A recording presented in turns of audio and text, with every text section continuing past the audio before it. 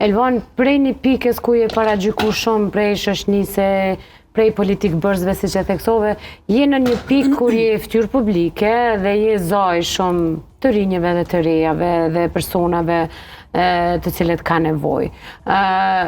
Tash kjo pjesë një kalim, duket si një kalim një ure vogël, por brenda vetës ka goxha gur poshtë e naltë. Cila është ajo ndjesia që po të bën me uni si person publik tani, që po e përjeton, je çdo ditë prezente në media, në konferenca, në seminare, në tryeza të rëndësishme, me njerëz të rëndësishëm. Faktikisht, unë jam shumë modeste, Antiguna e din. Ja, na nuk kemi, na e themi. Jo, unë jam shumë modeste, nuk e marrë vetën si VIP, që po thonë tani, ose si person shumë i rëndësishëm publik, thjesht, këto e kam edhe amanet prej mamit dhe babit, ditën që jam emrua ambasadore që me qenë e njëjta vajzë të cilën e kanë rritë dhe e kanë eduku, e njëjta vajzë thjesht pavarësisht pozicioneve ku do të më dërgoj jeta.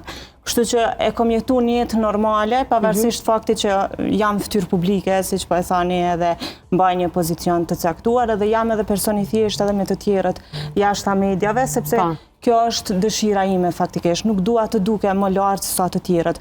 Kam shumë dëshirë të jemi barabartë me të tjerët edhe në të njëjtën kohë. Po t'jep stres kjo emër, fytyrë publike? Nuk është që t'jep stres, është e vërtet, po m'ka mësu Antiguna. Me menaxhu. Menaxhu.